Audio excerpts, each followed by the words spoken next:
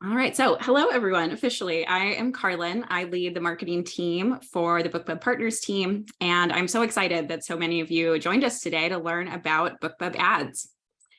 Before we get started, we are recording this webinar, so we'll be sending that to you afterwards, and we're also going to share a PDF of all of the slides, so you will get access to that.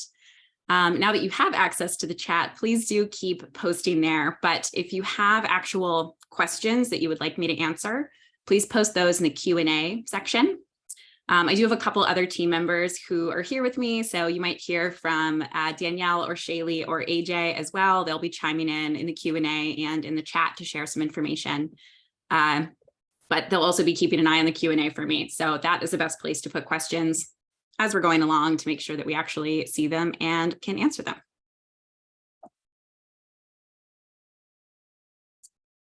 All right, so what we're going to cover today, start with just an overview of how the BookBub Ads platform works. I'm going to share some tips on kind of the mindset that we recommend in terms of approaching advertising as a marketing strategy, and some tips specifically for setting yourself up for success with the BookBub Ads platform.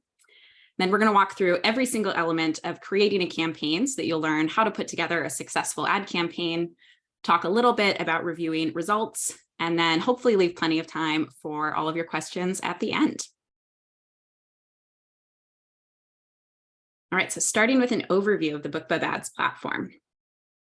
So I'm going to assume most of you are pretty familiar with BookBub and Chirp. So readers are signed up to our platforms to get discounted ebooks, updates on new releases from their favorite authors. But between these two brands, we are sending millions of emails to readers every single day. This includes our featured deals email, new release alerts, pre-order alerts, and at the bottom of every single one of these emails, there is a dedicated space for an ad.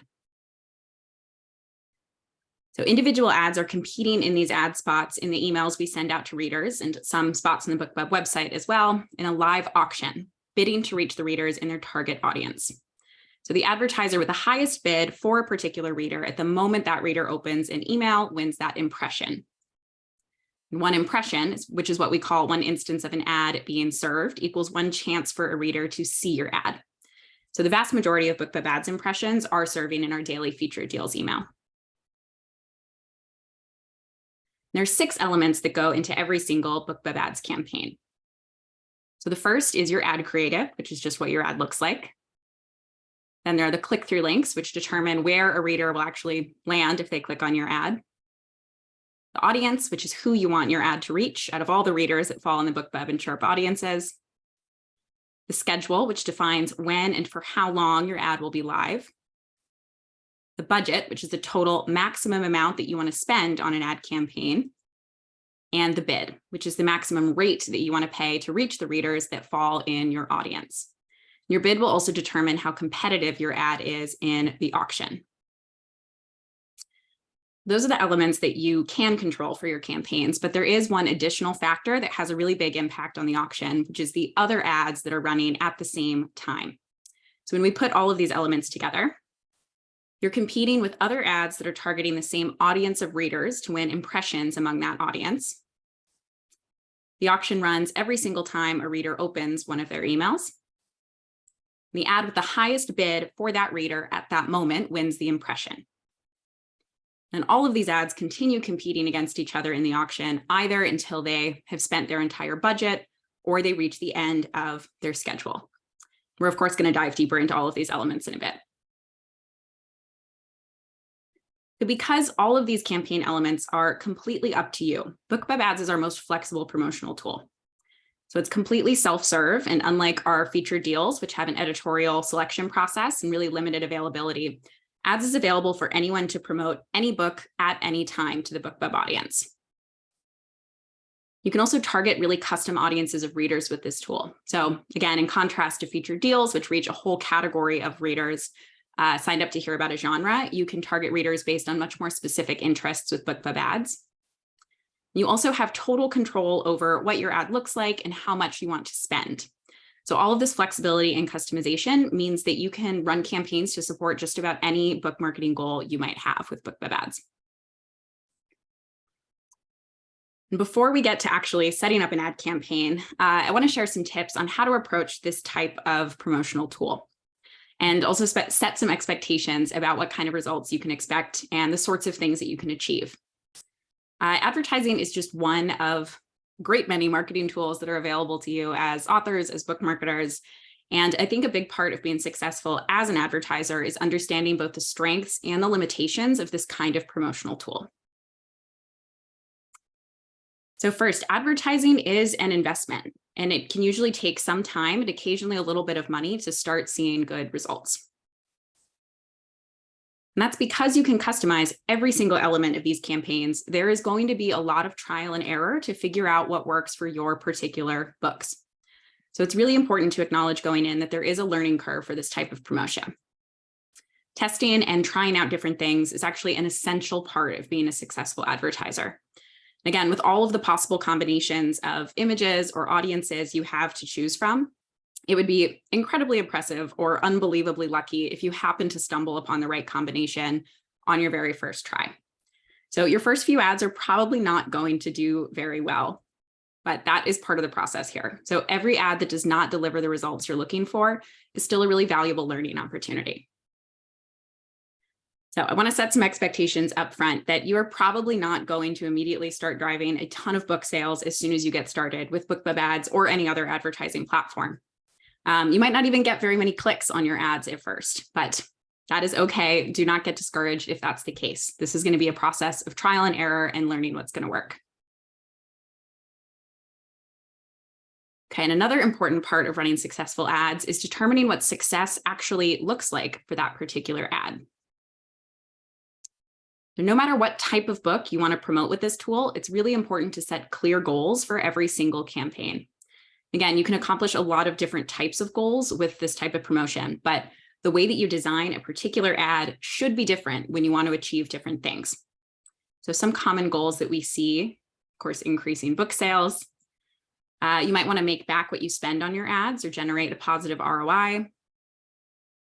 On the flip side, you might not care how much you're spending as long as you get exposure to a lot of readers in your target audience.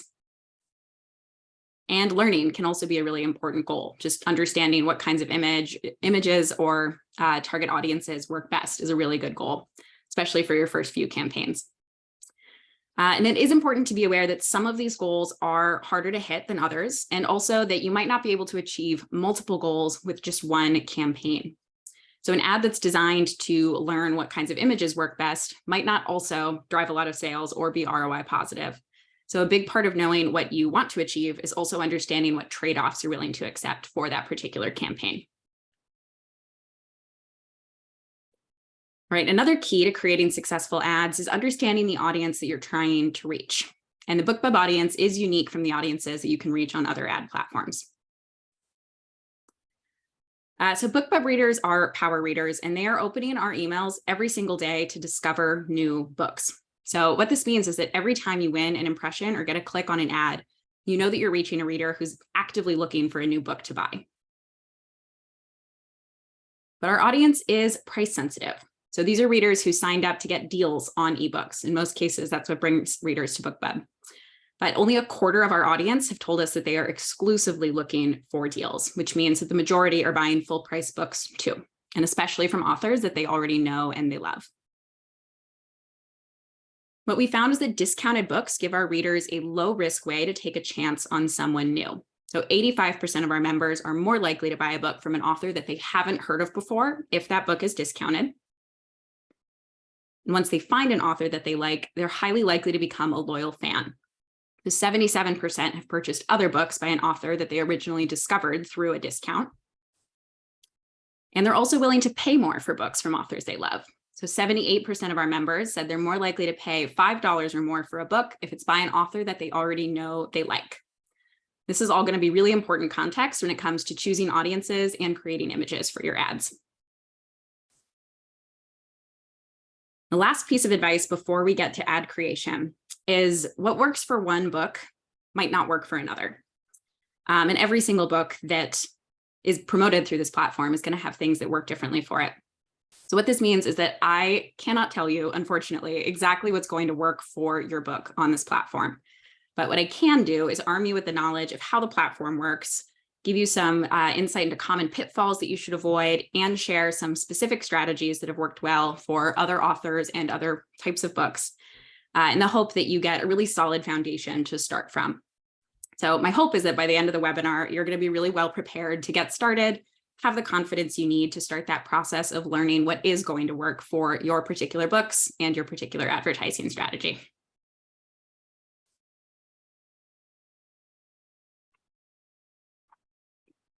Okay, so let's get to campaign creation.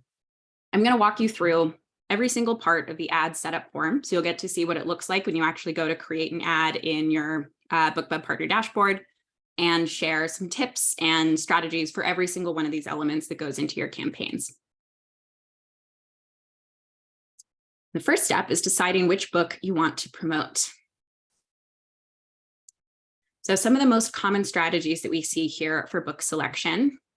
The first book in a series is a fantastic thing to advertise. Obviously, a great way to introduce new readers to a series. And this strategy works especially well if your first in series book is either free, 99 cents, or otherwise available for a pretty good low price. And of course, given our audience, any free or discounted book is going to be a great choice for BookBub ads. Box sets or sales on multiple books in a series are also a really good way to offer a lot of value to readers.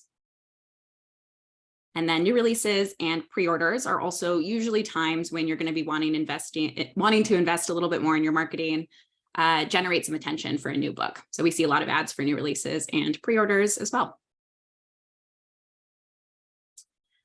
Okay, and given our audience habits, remember that the price of the book you're promoting will impact engagement with your ad. Your existing fans are going to be most likely to purchase a higher priced book, whereas readers who are new to you are going to be more likely to take a chance if your book is discounted for a lower price. This is not to say that readers who are new to you won't take a chance on a full price book. We have a bunch of new release tools that are helping our readers discover new books.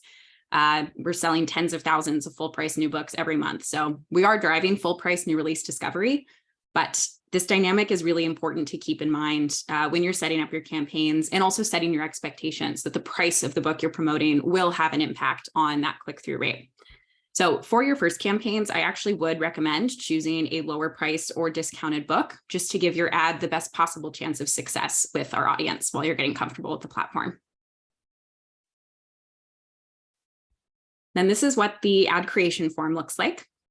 So I'm actually going to come back to the reading format section, which is actually the first section on the form when we get to the audience targeting section. So we're going to jump ahead to the choose a book stage. And this part of the form is optional. You just search for your book if you want to. There's a couple of reasons why it is helpful to add a book to a campaign. The first is if we have any retailer links on file from your author profile, we'll automatically pull them into the ad form in the click-through link section. So you don't have to go hunt down those links and paste them in the form. And adding a book also lets you quickly view in our reporting every single ad that you created for that book. So it's a really good way if you're promoting multiple books with this tool to kind of organize them. All right, next section of the form is the ad creative. So the image is a really important part of your campaign because it's actually all that a reader sees in their email when you're running your ad. So if you remember those screenshots of what our emails look like at the beginning, that image at the bottom is all a reader has. They don't know why you targeted them. They don't know what targeting you selected for the ad. All they have is that image in front of them in the email. So the image needs to actually do all of the work to encourage those readers to click and learn more about your book. You have two options for designing your ad creative. The first is to upload an image that you've designed on a tool like Canva and BookBrush, are two platforms I know a lot of authors use to design graphics. Or we actually have a creative builder right here in the form where you just have to upload a cover, enter some text, and you can choose from a few simple templates and background colors to create something right there in the form. This image on the left was designed using your creative builder. The one on the right is a custom designed image. In terms of what you should be including in your image, one really good tip is just to make sure that it's really obvious from one glance what kind of book you're promoting. You want your ad image to be immediately recognizable to the right kind of reader, that this is a book that they will probably enjoy. So your book cover does a lot of that work for you in terms of communicating the genre and the mood of your book. And that's also why it's so important to have a cover that's designed to attract readers in a particular genre. But you can also mention the genre in your ad image. That is a perfect way to tell readers a lot about your book very quickly. So here we have a cozy mystery for readers who like dogs, food, and recipes. That's fantastic. That will absolutely attract that kind of reader. And then we also have a sci-fi fantasy masterpiece, which is reinforced by the background image here. Looks like it's Mars or some sort of planet, gives you a sense of the setting there. So that's a lot of information communicated with just a little bit of text and some images. And of course, if you do have an appealing price for your book, you should definitely highlight that in the image as well. So we did an analysis of 1,000 different ad images and ads that contained the word free somewhere on the image, whether that was free full stop or free in Kindle Unlimited, had a 32% higher average click-through rate than the overall click-through rate of the sample. And 99 cents also performed well, about 31% higher than any ad that mentioned a price of $1.99 or higher. So this trend is consistent for BookBub readers that the lower the price, the more clicks, the more engagement you can expect. All right, and then what if you do not have a deal price on your book? There are a couple other elements that we found make for really good hooks and inspire BookBub readers to click. The first, for fiction in particular, is to highlight a trope that's going to appeal to your ideal reader. And mentioning a trope in your marketing is really just shorthand for letting readers know what specific kind of story your book is telling or what emotions they'll get out of your book. But similar to mentioning the genre, it's a really easy way to communicate to readers that your book is similar to other books they have loved or contains things that they will be excited about. Another great thing to include is a quote from another author or from a recognizable publication. This is something that we've tested a lot in our featured deal blurbs, and we've also seen in surveys from our members that they put a lot of trust in the authors they like to recommend books. So if you have a great quote from another author, it's a fantastic thing to include in your ad image.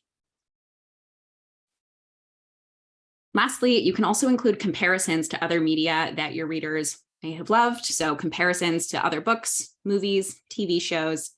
The important thing here is you do want to make an accurate comparison. If you make a really big promise in your ad copy, get a lot of clicks, but then ultimately readers find that your book description doesn't match up with those expectations, you might not ultimately see a lot of sales or convert readers into longer term fans. So just make sure you're being honest with any comparisons you're making in your marketing copy. Right, and these are a bunch of examples of other images that all got really high click-through rates. And you can see that there's a ton of room here for creativity, variation.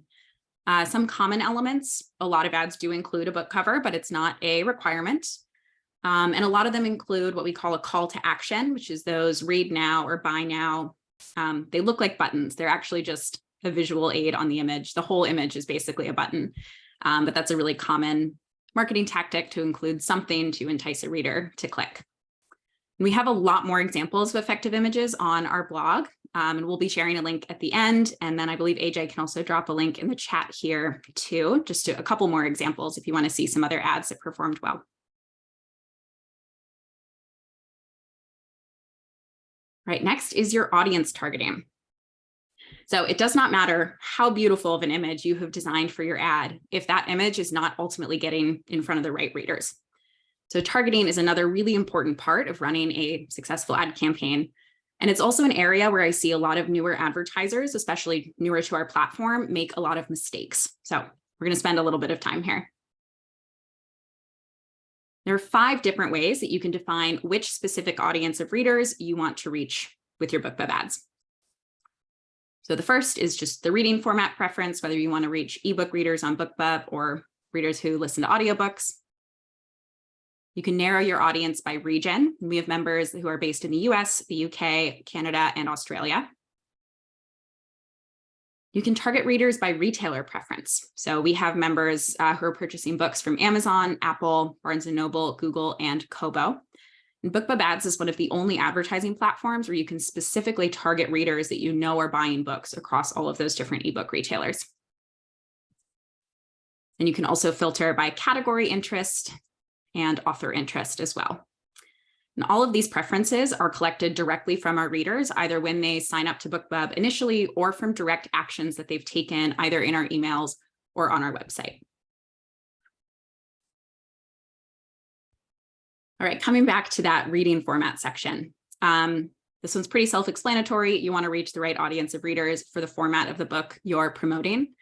I'm not going to talk a lot about audiobook ads today. We're going to stay focused on ebooks. But if you are interested in running audiobook ads, we do have a lot of helpful blog posts with some examples and strategies for that. We'll share another link in the chat here from one of those.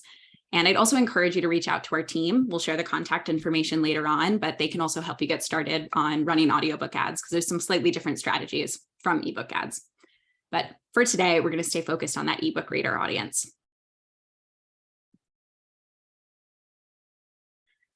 All right, and then your region and your retailer targeting are actually going to be determined by the click-through links. So when you enter retailer links for your ad, your targeting is going to be automatically determined by the information contained in that link. So for example, if you enter an Amazon Canada link, we will only serve an ad that uses that retailer link to our readers that we know use the Amazon Canada store to purchase their books. For any links that don't have that retailer or region information contained directly in the URL, you get to choose which segment of the region and retailer audience you want to reach. So if you are adding any custom links to your campaign, just don't forget this step to make sure that you're only reaching the readers on the platforms that you're distributing to. All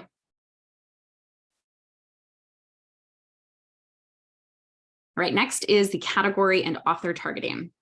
And these are the pieces that allow you to really hone in on a specific type of reader and readers that are looking for exactly the kind of book that you're promoting. So targeting by category interest means that your ad could reach any reader signed up to that category on BookBub. We have over 40 different categories across both fiction and nonfiction.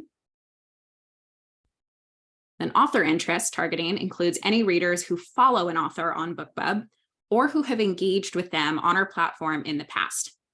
This includes things like clicking on one of their featured deals, saving one of their books to their wish list. So it is a larger audience than just the readers who have actively opted in to follow an author.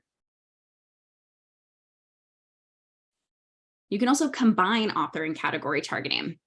And this actually narrows down your audience because it gets at the intersection between the author audience and the category audience. So in this example here, a reader would have to be a fan of one of these authors and also subscribed to our fantasy category in order to be eligible to see this ad campaign. So this is a fantastic strategy to use if you're targeting any authors who write across multiple genres with the same pen name, just to ensure that you're only reaching the most relevant readers in their overall fan base. Okay, this brings us to one of the first mistakes I see advertisers making. I think it can be really tempting to use category targeting. If you want to reach a large audience of readers, you know that that is a very large audience of readers who are interested in the genre that your book is in. But what we find is that author targeting is almost always going to be more effective for driving a high number of clicks. So we found that actually ads that used author targeting either on its own or combined with a category had a 61% higher average click-through rate than ads that used category targeting on its own. There are some scenarios where category targeting can be the right choice, but in general, if you're going for high engagement and a high volume of clicks, we always recommend author targeting. Then, of course, the question is, which authors should you target? So one great starting point, if you do have an audience on BookBub already, is to target your own fans with BookBub ads. This is, of course, a great strategy for new releases or pre-orders. And in that case, or anytime you're targeting your own fans, you want to make sure that your name is really prominent, or your series name, or your characters, but something that readers who are already familiar with your books will immediately recognize as something that they know. If you want to expand your audience and reach new readers, you can target the fans of similar authors. So another common mistake that we see with targeting is that advertisers will pick the most popular authors in their genre as their author targets. We would actually recommend that you avoid this. We've seen that the biggest, most popular authors on BookBub can actually have less engaged audiences for ads, and they can also be more expensive to reach if a lot of other advertisers had the same idea and are also trying to target that audience of readers. So you can see in this chart that the average click-through rate is actually highest for authors who have 25,000 or fewer readers in their audience.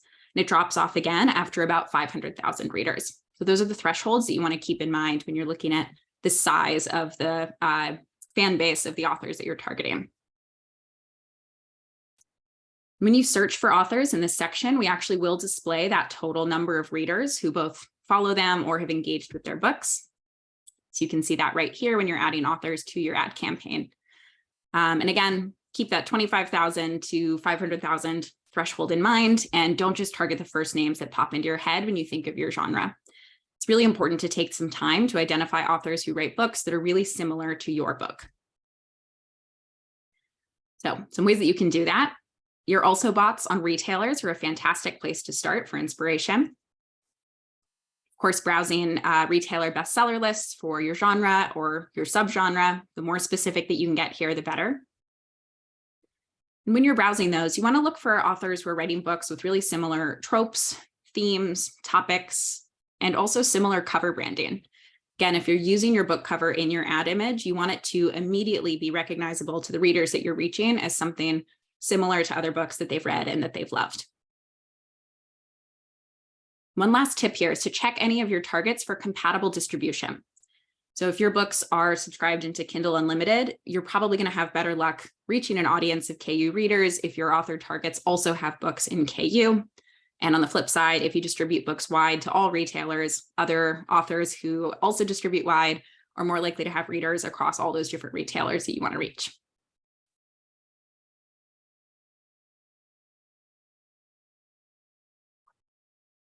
Another great source of author target inspiration is actually just keeping an eye on the featured deals that we send out. So sign up to BookBub as a reader, sign up to all the categories related to your book. And this is a great strategy because you know that anyone who just had a featured deal will have a lot of readers who clicked on that deal that you can then target with your ads campaign. So it's a great way to find authors who are likely to have a very large and engaged audience of readers in BookBub ads. We also have a tool right in the ad form that will help you discover new targets to try out. So after you've added at least one author to a campaign, we'll generate a list of related authors who share some overlapping fans with the authors you've already targeted. And you should still do research on these authors to make sure that their books are actually a good match for your books. But again, we hope that this is going to be another good source of some inspiration and give you some ideas for new authors to try out. Right, and one of the most common questions that we get about targeting, and author targeting in particular, is how many authors should you target with each campaign? So there are some scenarios where it might make sense to target just one author's fan base with your ad. This will give you the greatest amount of control over how much you spend for each of your different author targets audiences. It's also a good choice if you're testing another campaign element like the image, since it will deliver more reliable results across those different tests. We'll talk more about test campaigns later on. And it also works well if you want to tailor each image to a particular audience. So if you have a blurb from an author, you might want to just target that author individually. The trade-off of this level of personalization is that it can be really time-consuming to create a lot of ads for individual authors.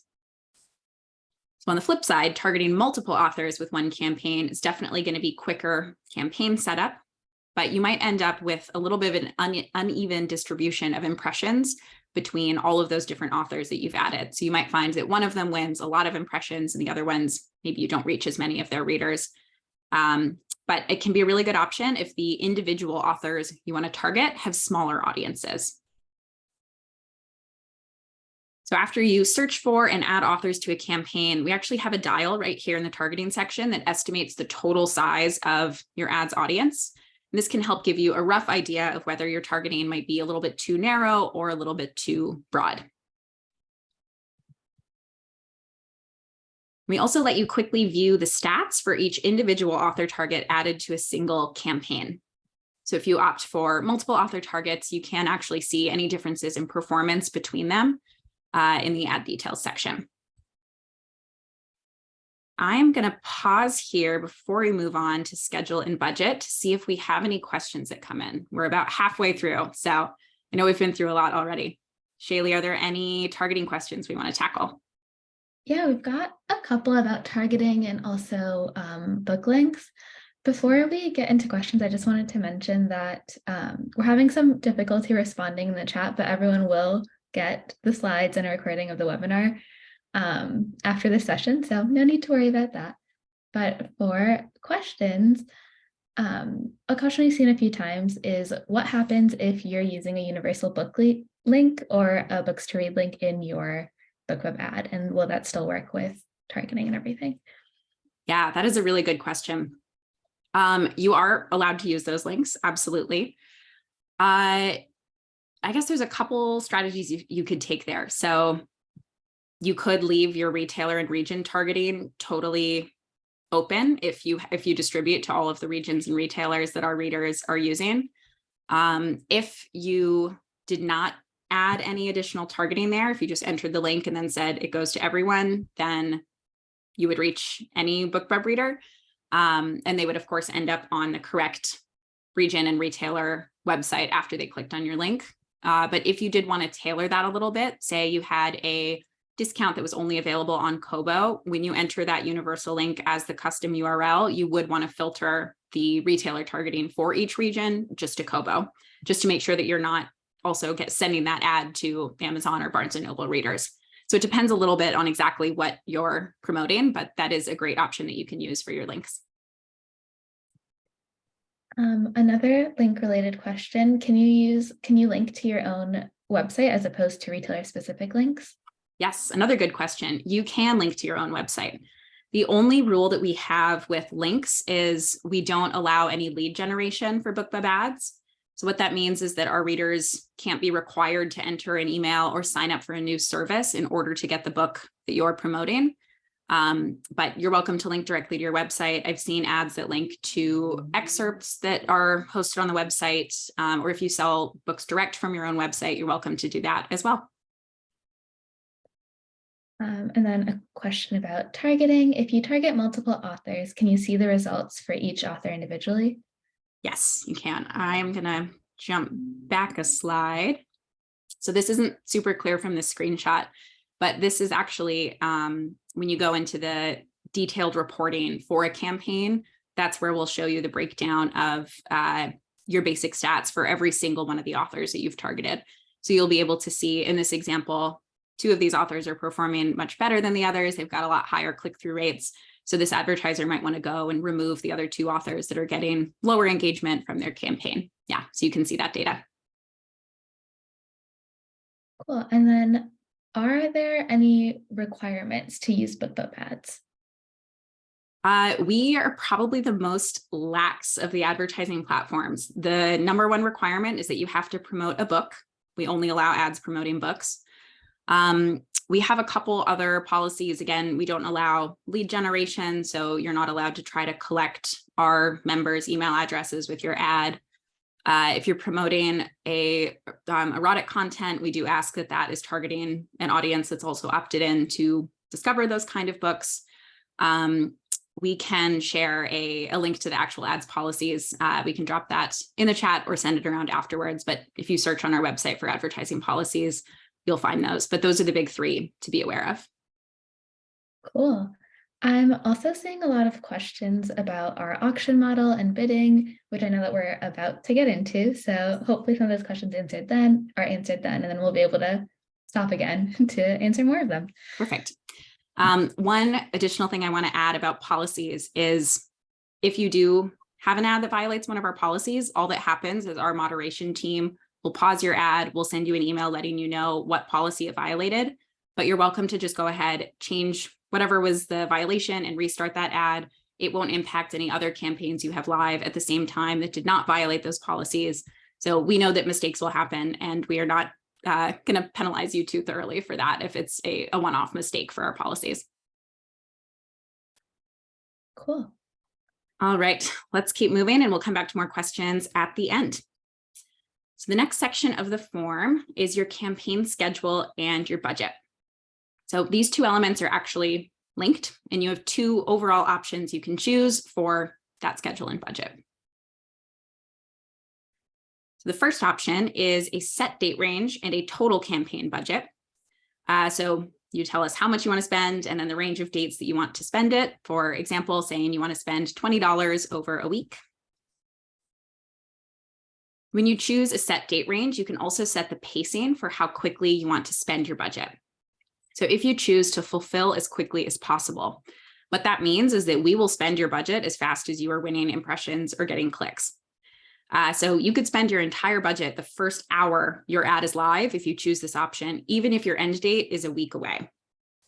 If you click instead the spread across date range pacing option, in this case, we will limit how many impressions you can win in those first couple days of your campaign to ensure that you'll still have some budget left to spend all the way every day during that date range that you selected for your campaign. The second option for schedule and budget is a continuous campaign that has a daily budget. So in this case, your daily budget will reset every single day, and there's no limit on how much you want to spend in total on the campaign. So an example here could be saying a daily budget of $5, which means that you could spend up to $5 every single day from the day that you start your campaign until you pause it. A continuous campaign can be a little bit risky because you have to remember to come back and pause it. So I would say when you're starting out, using a set date range might be a little bit of a safer option just to make sure you don't forget about that live campaign. But both of these strategies can work really well for a lot of different types of ads. So it's really up to personal preference and whichever of these strategies work best for you. The biggest tip for schedule and budget is to start with really low budgets. You can always add more budget to a campaign or extend how long the campaign is running for. So always start small and know that you can scale up if you're excited about how an ad's performing. The next and the final element in your campaign setup is your bid. Your bid is the key to actually getting your ad in front of readers because it determines how competitive your ad is in the auction against the other ads. And it also determines the rate that it costs to run your ad. So your budget determines the maximum amount that you want to spend in total, but your bid will define the cost of each impression and click that you get on your ad. When you're setting a bid, a higher bid is more competitive, which means that your ad is more likely to win in the auction and serve impressions. But a higher bid also means that every impression or click could be more expensive. So those are really the two forces that you want to keep in mind when you're choosing a bid, is the cost versus the reach that bid will win for you. One important thing to keep in mind is that your bid is the maximum rate you're willing to pay, and you often end up paying a lot less than your overall bid. So if you have the winning bid, the rate that you pay is actually the rate of the next highest bidder who's also competing for that impression. And you can't compete against yourself. So if you have two ads with different bids that are targeting the same reader, you can't increase your own costs. So we'd go for whichever highest bid is coming from an advertiser that's not you. And you actually can see how much you're paying for every click and impression in your reporting, which I'll show you in a little bit. We display a range of average winning bids right in the bidding section of the form, so you have a little bit of context for what is competitive on the platform at any given moment. But this is a range across the entire platform. And it's important to remember that a particular bid might be significantly more or less competitive for different types of audiences. So a little bit of a guideline, but you might also have to take some time to learn once you start running campaigns how much you need to bid for your particular audiences. We have two different bidding strategies you can choose between. So CPM is cost per thousand impression, and CPC is cost per click. So with CPM, you're paying for all of the impressions of your ad that you serve. For CPC, you're only paying for the impressions that actually got a click. There are trade-offs and benefits to both of these strategies. So CPM bidding is a really great choice when you want to guarantee that your ad is going to serve a lot of impressions. In terms of trade-offs, it can also be a little bit riskier from a cost perspective, because when you serve 1,000 impressions, you pay the same rate for those 1,000 impressions, regardless of whether you got 0 clicks or 100 clicks. So if you are bidding CPM, it's really important to take the time to test and try to increase your click-through rate in order to make those campaigns cost-effective. With CPC bidding, you're only paying for the clicks you get on your ad. So what this means is there's no risk of paying for the impressions that didn't get any clicks. But since you're usually focused on keeping costs down with CPC, It can be a really good option for an ROI-focused campaign, but if you have a lower bid, you might find that it's a little bit harder to win impressions because you're trying to keep your costs down. Your reach is sometimes a little impacted. So again, remember that you will not always pay the actual amount that you've bid. You often end up bidding less. So you can usually afford to bid with CPC slightly higher than the actual target cost per click you might be aiming for. Whether you choose CPM or CPC bidding, a lot of the same principles apply when you're deciding how much you should bid. And your goals should always help guide you here. So when you're running a short-term ad campaign and you need to win a lot of impressions in a relatively limited time range, we do recommend bidding on the higher end of the range we display. And on the flip side, if you have a longer-term campaign where there's no time pressure to win impressions quickly, you can often afford to bid a little bit lower and be more patient. If you want to reach more readers and win more impressions, you can always bid higher. And if you want to have lower costs for your ad, you can always bring your bid down and bid on the lower end of the range. As I've noted, it can be a little bit harder to win impressions with a low bid. So again, you might have to be a bit more patient in this case, but it can still be a really effective strategy. I'm going to walk through an example of how these dynamics come together in the auction. So a very simplified example, but let's say that we've got 3 ads all targeting the same audience of readers. So when one of those readers opens an email from us, the auction runs and determines that ad number 3 has the highest bid here. And these would be CPM bids in this example. So ad number 3 wins the impression, and that's the ad that the reader will see in her email that day. This winning advertiser bid a rate of $11, but the next highest bid was $10. So what that means is that the winning advertiser is actually going to pay a rate $10.01 for this impression. And again, that's the rate of the next highest bid plus basically just enough to beat them in the auction. And in this scenario, ad number 3 is going to continue to be the winning ad for this audience of readers for as long as it has budget to spend. So when the next reader comes along and opens their email, ad number 3 is still the highest bidder and wins that impression. But when this ad runs out of budget, it is no longer going to be eligible to compete in the auction. What this means for the next reader in the audience who opens the email, ad number 1 is now the highest bidder, and ad number 1 will start winning impressions. And obviously, this becomes a lot more complicated when you have millions of readers and millions of impressions, thousands of ads.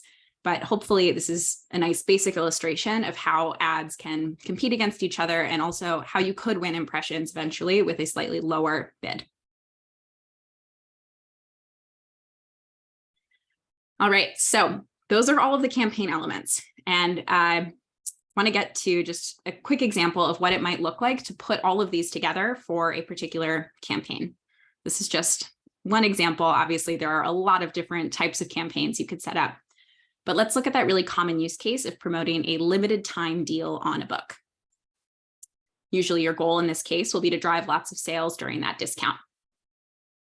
So for your ad creative, you probably want to highlight that deal price and include a lot of the other hooks that we mentioned, whatever's relevant for that book. Your click-through links will be to the retailers where your discount is live. This audience could probably include both your existing fans, especially if it's a book that you haven't discounted before, and also some similar authors, because a deal is a great opportunity to try to gain some new readers. In this case, your schedule could be either continuous or a set date range. Again, the schedule is really up to your personal preference. But if you do choose continuous, you'd of course want to make sure that you pause the ad after the deal is over. The budget, totally up to you. But again, always start low because you can always add budget if you spend it all. For the bid, either CPM or CPC could work great here. But if you have a limited time campaign, you might want to bid on the higher end of the range just so that you can win impressions while that discount is live. Okay, so you've put together a campaign, you've started running it, hopefully winning some impressions. So what comes next? This is what your ads dashboard will look like once you start running some ads. So some of the stats that you might want to rely on for your campaigns. The number of impressions is a really important starting point. Of course, if your ad is not winning impressions, there's not going to be a lot of other stats to see here. So this is the first stat that you really want to focus on for your first few campaigns. It's making sure that you are winning impressions and actually getting your ad in front of readers. Once you start winning some impressions, then you can focus on the number of clicks that you're getting on your ad and the click-through rate, which is the percentage of impressions that have earned clicks. Then no matter which bidding style you choose, we always display what we call the effective cost per click and the effective CPM. And this shows you the rates that you actually paid per 1,000 impressions or per click on your ad. Then one thing that you cannot find in your ads dashboard, but is often a really important part of understanding how a campaign is doing, is your sales numbers. So once your ads are consistently generating a high volume of clicks, you should start to check your retailer reporting to see if there are any increases in sales as well. Right, I mentioned testing a couple times as we were going through. So last thing is I just want to share what you actually do to run a test with BookBub Ads. And this is consistently the best way to improve your ad results if any of those stats that you're looking at aren't quite at the level you're happy with. And I often hear from advertisers that they're really surprised by what they learn from their test campaigns. So in this example, this image with the different background tests was the winner. And this is something that this advertiser might not have discovered if they hadn't run these test campaigns. So test campaigns are really just regular ad campaigns, but the goal of these campaigns is to learn something and to study the impact of the changes to one particular element on your campaign results. So the first step is to create 2 or more ads to run at the same time. And these campaigns should be exactly identical, except for the one thing that you're testing. Usually it's going to be the image or the targeting. It's really important to test just one element at a time so you can actually understand what had an impact on the results. We make it really easy to copy campaigns so that you can quickly set up a lot of variations. So this is what it looks like after you've scheduled one ad. We have an action dropdown where you can copy an ad, and that will take you back to the ad creation form, but with all the same details filled in from this first campaign. You can repeat that as many times as you need to for all the different variations that you want to test.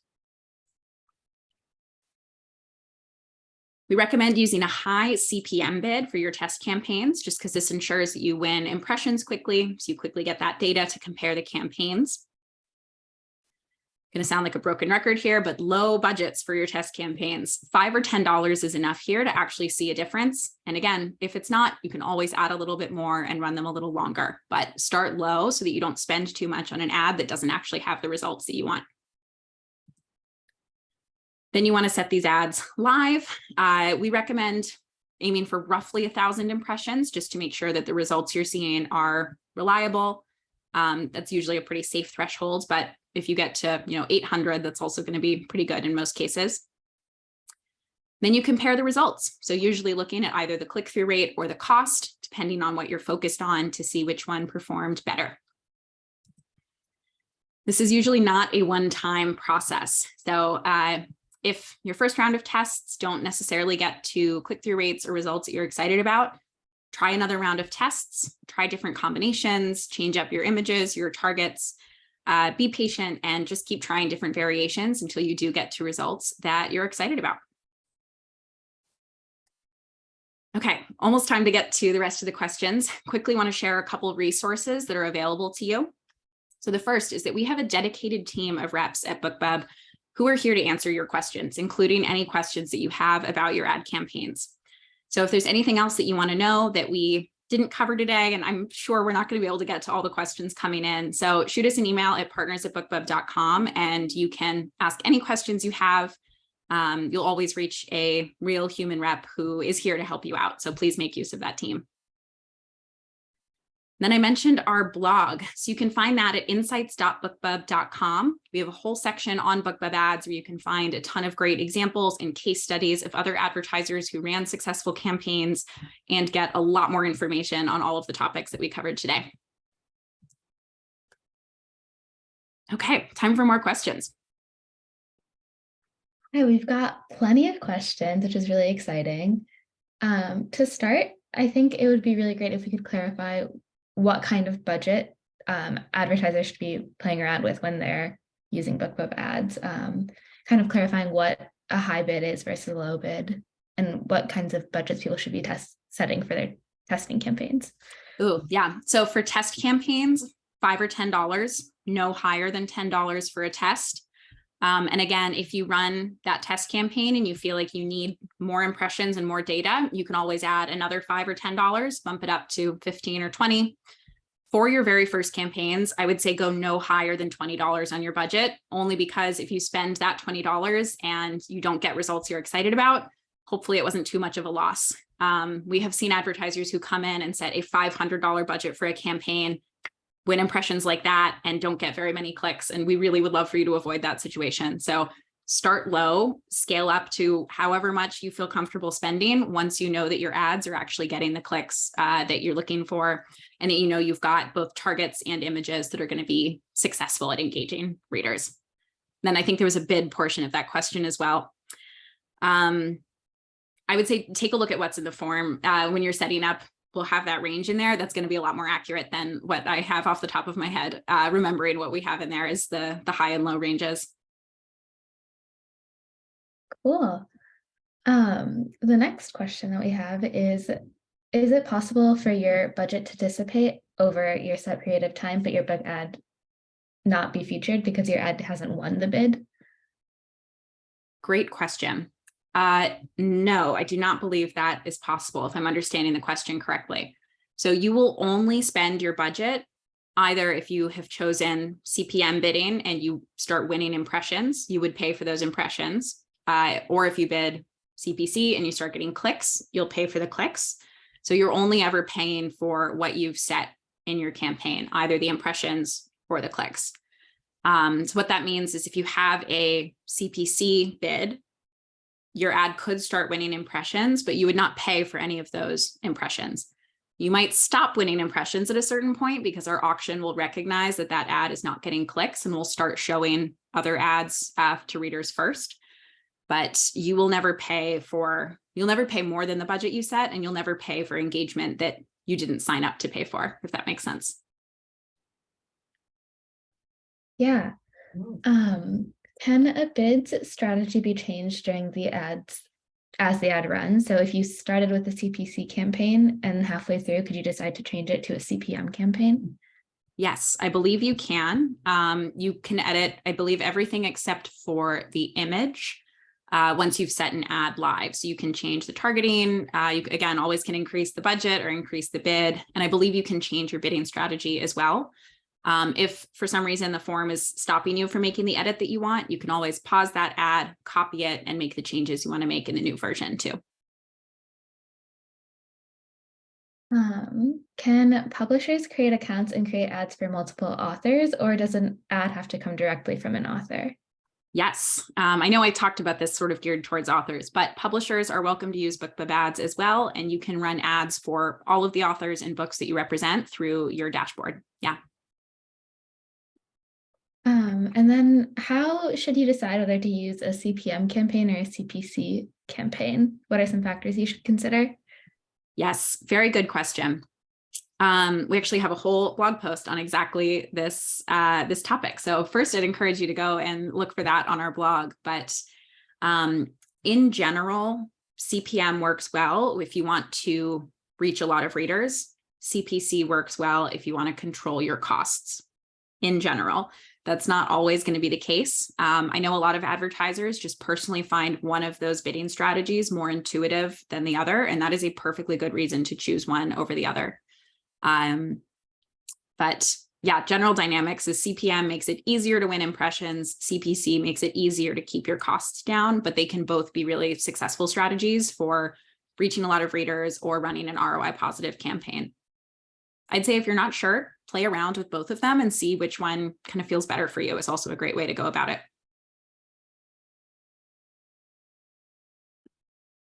And then for BookBub Ads, does this tool tend to work better for new releases, or is it also useful for backlist? I would say that backlist is, well, it works really well for both, honestly. Backlist can be easier, again, if you have a deal price. You're going to get more clicks and can be easier to pull readers in for a newer author with a discounted book. But we've seen a lot of successful ads for new releases as well. To make a new release campaign successful when you don't have that deal price as a hook, I would say definitely do your research to make sure that you know which audience of readers is going to be most engaged for that book, and highlight some of the other hooks that we mentioned. So tropes or elements of the plot that are going to be really compelling, quotes from other authors that you can highlight are really great things to use for new releases. Yeah, and a quick question back to ads creatives, but when you are using either a trope or a quote from another author in your ad, is it all right to say for fans of X author and then targeting their readers? Yes, that is okay. We want to make sure that it's not misleading. So if, the for fans of is in really teeny tiny copy, and then the name of the, we don't want it to look like the ad is for the author you're comparing yourself to, if that makes sense. So as long as it does not have kind of a misleading image design, yes, that's totally fine to say fans of X will love this book. Does time of day factor into whether or not your ad will win impressions or clicks? Really good question.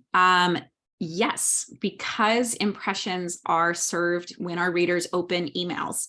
It does depend on when they're receiving emails from us and when they're checking their emails. So the feature deal email typically goes out in the morning, and a lot of readers do love to get that email, obviously, and open it up as soon as it lands in their inbox. So we do tend to see a lot of impressions served earlier in the day.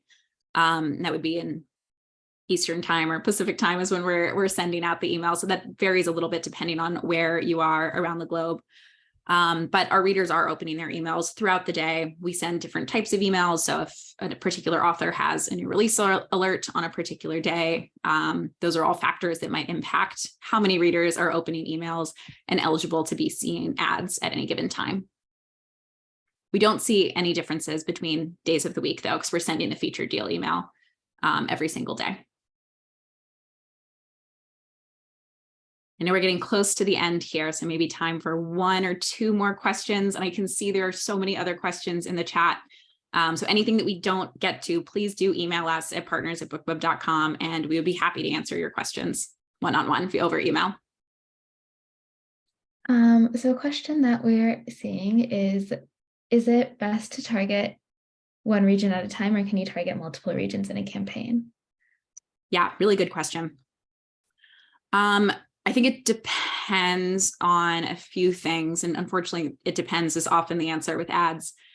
One reason you might want to split up regions in different campaigns is to customize. If you put a deal price in the image, to show like a $ versus a £, to make it clear that the deal is really available to the readers in that region. That's UK specific. You also might want to split up the regions if you want to spend a different amount. So let's say most of your readers are in the US, you might want to spend $20 on the US version of your campaign and maybe $10 in other regions. So those are some reasons why you might split it up, is if you really want to customize things for each region, but otherwise keeping them all combined in one also works great. And similar to if you add multiple authors, you will be able to see the different results for every region and retailer that you've added to a campaign. So you can always adjust if you find out that one particular region or retailer is winning the bulk of impressions for that ad. Let's get one more question here before we wrap up. Great, let me find one. We've got a few people asking about where they can find more information about Chirp and audiobook ads. So I was wondering if we could just go over that again once more. Yes. So if you go to insights.bookbub.com and just search for audiobooks, you'll find all of the tips that we have on running BookBub ads for audiobooks. Or again, if you email our team and ask about that, we can send you exactly the right resources that you need to get started promoting your audiobooks with BookBub ads. Great. All right, I think we do have to wrap up here, but thank you all so much for coming and for asking so many great questions. I'm sorry that we couldn't get to everything, but again, please do email us and we will answer everything else that you want to know about BookBub ads. Thanks so much.